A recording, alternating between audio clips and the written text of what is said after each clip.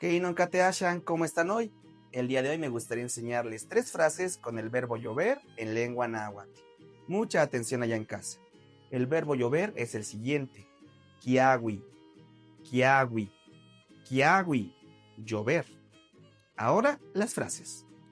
Ompa kiawiti, ompa kiawiti, ompa kiawiti, lloverá allá. Ompa okiawito, ompa okiawito, ompa okiawito, llovió allá. Y nikan kiawi, nikan kiawi, nikan kiawi, llueve aquí. Bueno, ¿ya conocías el verbo llover en lengua náhuatl?